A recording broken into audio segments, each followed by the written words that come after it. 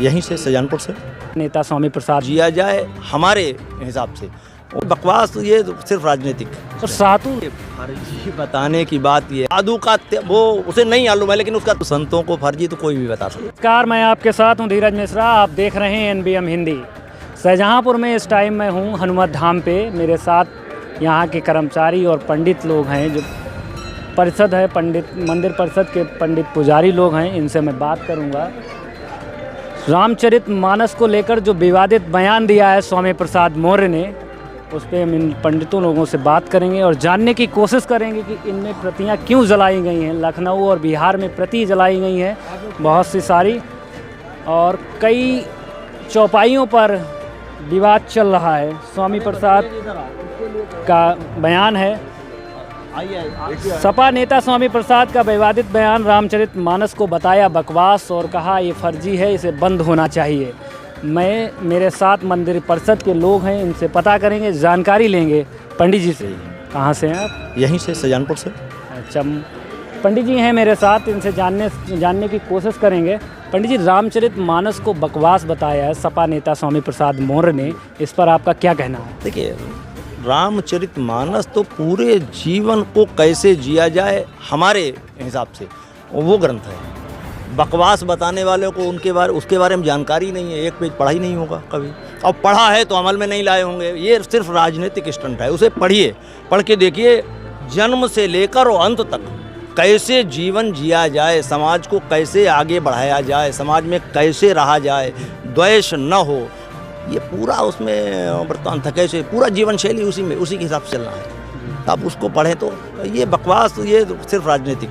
और साधु संतों को फर्जी, और देखिए, फर्जी बताने की बात यह है, साधु संतों को फर्जी तो कोई भी बता सकता है। बहुत सारे हैं, मैं ये मानता हूँ कि बहुत सारे वेश में हैं, लेकिन जिन्हें ज्ञान नहीं है उन्हें पंडित नहीं कह पाएंगे। उन्हें साधु होना अलग चीज़ है। साधु का वो उसे नहीं मालूम है, लेकिन उसने त्याग कर दिया, सब परिवार का त्याग कर दिया, धन के लालसा नहीं है, वो अपना उसे जो कुछ भी आता है, राम राम आता है तो राम राम कर रहा है, उसने त्याग किया, वो साधु। ढोल गवार शूद्र पसनारी सकल ताड़ना के अधिकारी चौपाई को निकालने की बात की है स्वामी प्रसाद मौर्य ने। देखिए, चौपाई के कई मायने हैं। आप ताड़ना के मतलब होता है कि जानना। गांव में की भाषा सुनी है, लोग कहते हैं कि उसे हमने ताड़ लिया। ताड़ लेने के माने पहचान लिया। तो इसमें चारों को पहचानना बहुत आवश्यक है। पहली बात, ढोल को अगर ताड़ेंगे नहीं तो बजेगा कैसे? पहली चीज। गवार मूर्ख है, अनपढ़ है, कुछ गलत कर रहा है, वो बिजली के तार ही छूने जा रहा है, आप जानते हैं इसमें करंट है, वो अनपढ़ है, वो नहीं जानता, उसे अगर ताड़ेंगे नहीं, वो जा रहा है तो आप रोकेंगे नहीं, ये ताड़ना है। ऐसे ही शूद्र कर्म से है, कोई भी हो सकता है। आप हम लोग घर में गांव में भी कह देते हैं अरे तो शूद्र है। शूद्र व्यक्ति जन्म से नहीं, कर्म से है। क्योंकि शूद्र में आप जो सामान्यता कहा गया है जातियां हैं, उन जातियों में क्या वाल्मीकि नहीं, रामायण किसने लिखी? और आप देखिए, रामायण के पात्र निखादराज क्या थे? शबरी कौन थे? क्या वहाँ ऐसा कुछ था? अगर ऐसा होता तो उनको वो क्यों अपने समकक्ष रखते?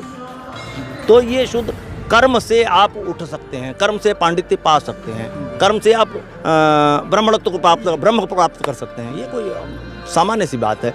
ये सिर्फ राजनीतिक है कि नहीं बता दिया। कुछ लोग करते होंगे समाज में, वो उनके हिसाब से होंगे, तो उनकी वो अपवाद स्वरूप है। लेकिन जो वाकई संत है, वाकई ब्रह्म जानकार है, पांडित्य है, वो किसी भी धर्म का हो, गुरु तो गुरु है, चाहे जो भी हो जाए। तो अभी संत रविदास की आई, वो कहाँ से हैं? 600 साल पुरानी रामायण को अभी उन्होंने प्रतियां जलाई हैं, लखनऊ में जलाई हैं और बिहार में। जी, इस पर आपका क्या कहना है? देखिए, बड़ा अफसोस है हमें कि एक पवित्र ग्रंथ को जला रहे हैं, उन्हें इस ग्रंथ के बारे में जानकारी ही नहीं है। तो जिसका जो कर्म है अपना कर रहे हैं, वैसा भरेंगे। हम किसी भी पुस्तक या हम खरीद लाएँ और जला दें, अब उसे राजनीतिक रंग दे दें, अपने घर में जलाओ ना। अगर तुम्हें घृणा है तो चौराहे पे क्यों जलाते हो? घृणा है तो घर में रखिए ना, घर में खूब जलाओ, होली जलाओ तुम। लेकिन तुम दिखा रहे हो इसलिए कि समाज में द्वेष फैले। ये काम हमें जिससे है तकलीफ है, वो काम हम अकेले में भी तो कर सकते हैं, उसको दिखाने की आवश्यकता है। तो चौराहे पे जलाना ये तो समाज में द्वेष फैलाना है, ये सिर्फ राजनीतिक है और कुछ नहीं। और धीरेन्द्र शास्त्री पर उन्होंने सवाल उठाए, कहा फर्जी हैं और ढोंग करते हैं, इस पे आपका क्या कहना है? देखिए, कोई भी संत अगर आप ईश्वर को मानते हैं तो किसी पर दया, किसी पर कृपा हो सकती है परमात्मा की। बिना जाने किसी के बारे में हम कह दें कि आप फर्जी न्यूज़ चैनल से हैं, कोई मानेगा?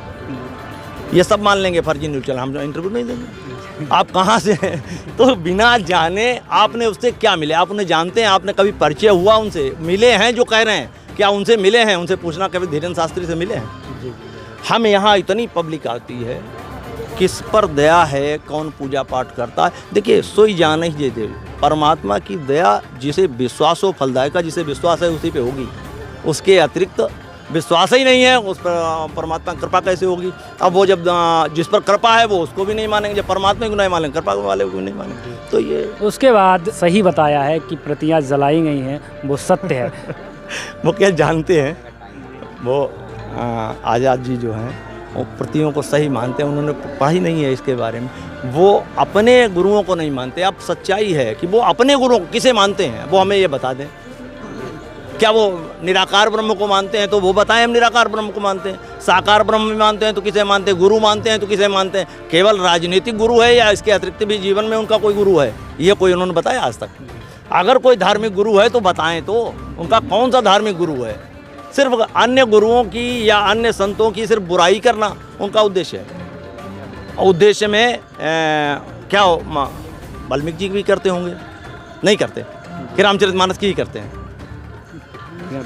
वाल्मीकि की यात्रा क्यों नहीं रोकते? वो बोला है रोके उन्होंने वो अपने समाज में। अच्छा, इनके संत रविदास वाली भी रोके। नाम उनका क्या है? अपना नाम नहीं बदल पाएंगे, वो भी परमात्मा चंद्रशेखर रखेंगे, चंद्रमा मानेंगे, नाम बदल लेते, कुछ ऐसा रख लेते जिससे उनका भगवान का नाम या देवताओं का नाम ही ना होता उनके नाम में, वो कुछ नहीं कर पाएंगे, सिर्फ राजनीतिक। ठीक है, धन्यवाद। नमस्कार, मैं आपके साथ धीरज था, शाहजहाँपुर से NBM हिंदी।